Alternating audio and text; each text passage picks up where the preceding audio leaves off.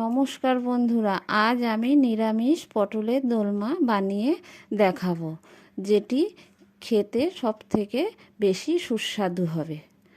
আর এটি পরোটা, রুটি, পোলাও, গরম ভাত সব কিছুর সাথেই খেতে খুবই ভালো লাগবে।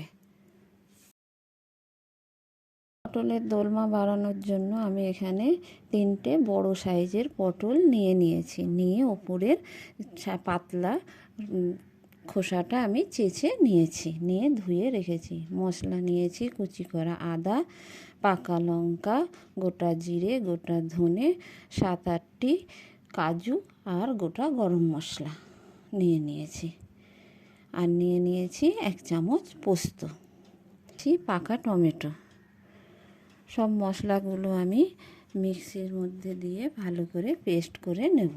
সমস্ত গোটা মশলা একে একে আমি মিক্সির বোলের মধ্যে দিয়ে দিচ্ছি। দিয়ে এবার আমি পেস্ট করে নেব। সবার শেষে পোস্তটাও দিয়ে দিলাম, দিয়ে একটু জল দিয়ে দিলাম, দিয়ে খুব ভালো করে পেস্ট করে নেব। আমি পটলের ভেতর থেকে পটলের বীজগুলো বার করে নেব। পটলের ভেতর পুর ভরার জন্য পটলের ভেতর থেকে বীজটা বার করে নিতে হবে। এই দেখুন কিভাবে আমি বীজটা বার করে নিচ্ছি। খুব সাবধানে পটলের বীজগুলো বার করে নিতে হবে, যাতে পটলগুলো ফেটে না যায়, কোনো ধারে কেটেও না যায়, তাহলে পুর ভরতে অসুবিধা হবে। পুরো পটলটা যেন গোটা থাকে। এই দেখুন এইভাবে আলতোভাবে বীজগুলো বার করে নিয়েছি। এই দেখুন পটলের এক মুখ খোলা থাকবে আর একটা মুখ বন্ধ রেখে দিতে হবে। এইভাবে পটলের দোলমা বানাতে হবে। কড়াইয়ে সরিষার তেল দিয়ে দিলাম। আমি পটলের দোলমাটা বানাবো সরিষার তেল দিয়ে, আপনারা সাদা তেল দিয়েও বানাতে পারেন। পটলগুলো আমি প্রথমে ভেজে নেব। অনেকে কাঁচা পটলের ভেতরও পুর ভরে, আর আমি পটলগুলো ভেজে নিয়ে পুর ভরবো, যাতে পরে পটলটা পুর ভরার পরে পটলটা ভাজতে গেলে কি হয়, পুরগুলো অনেক সময় বেরিয়ে যায়।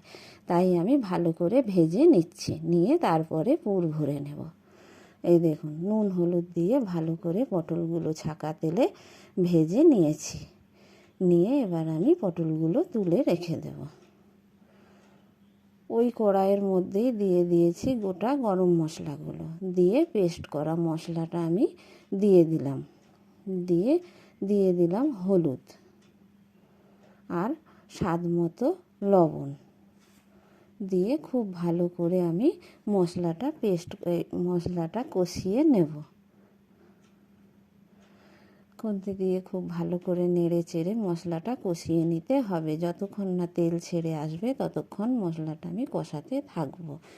এবার দিয়ে দিলাম একটু কাশ্মীরি লঙ্কার গুঁড়ো আর দিয়ে দিলাম টমেটো কুচি, দিয়ে ভালো করে আমি কষাতে থাকবো। একটু ঢেকে দিলাম টমেটোটা যাতে গলে যায় খুব তাড়াতাড়ি। ঢাকা খুলে নিয়েছি। টমেটো খুব ভালোভাবে মিশে গেছে মশলার সাথে। আর দিয়ে দিলাম একটু স্বাদ মতো লবণ। এটা নিরামিষ দোলমা তো ওই জন্য একটু মিষ্টি দিতে হয়েছে, তাতে স্বাদটা খুব ভালো আসে।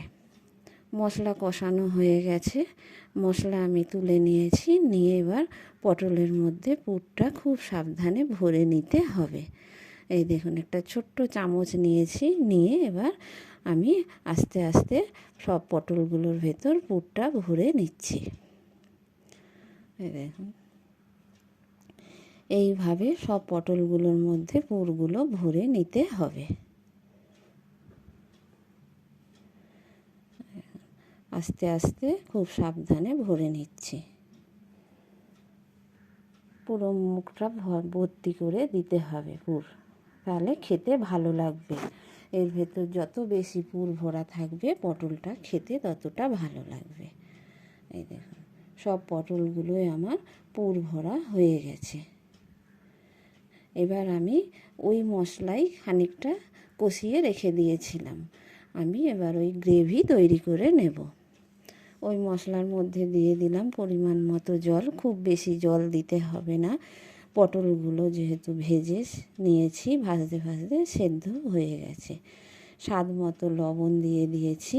যেহেতু একটু জল দিয়েছি তাই লবণটা দিয়েছি, না হলে আমি মশলা কষানোর সময় লবণ দিয়ে দিয়েছিলাম। লবণ দিয়ে আমি এবার গ্রেভিটা 5 মিনিট মতো খুব ভালো করে ফুটিয়ে নিয়েছি। নিয়ে এবার আমি পুর ভরা পটলগুলো দিয়ে দেব। পটলগুলো আগে থেকে ভাজা ছিল বলে তাই আর ভেজে নিলাম না। এবার ওই জন্য আমি একেবারেই পুর ভরে গ্রেভির মধ্যে দিয়ে দিয়েছি। দিয়ে খুব ভালো করে আমি এবার হালকা আঁচে সেদ্ধ করে নেব পটলটা। ঢেকে দিয়েছি কিছুক্ষণের জন্য। গ্রেভি অনেকটা কমেও গেছে আর পটলের দোলমা আমার হয়ে গেছে প্রায়। এবার একটু নেড়ে চেড়ে নিয়ে গ্রেভিটা আর একটু শুকনো শুকনো করে নামিয়ে নেব। আবারও একটু ঢেকে দিলাম, দিয়ে এবার খুলে নিয়েছি। এই দেখুন গ্রেভির মধ্যে থেকে কত সুন্দর তেল ছেড়ে দিয়েছে। এবার দেখুন তেল ছেড়ে দেওয়া মানেই আমার রান্নাটা হয়ে গেছে। এই দেখুন এইবার আমি দিয়ে দিচ্ছি একটু ঘি, সামান্য একটু ঘি দিয়েছি যাতে স্বাদটা খুব ভালো হয়। আর দিয়ে দিচ্ছি গরম মশলা ছড়িয়ে দিয়ে এবার আমি নামিয়ে নেব পটলের দোলমা। এই দেখুন হয়ে গেছে পটলের দোলমা। এবার আমি নামিয়ে নেব। নামিয়ে নিয়েছি পটলের দোলমা। দেখতে দেখুন কত সুন্দর হয়েছে।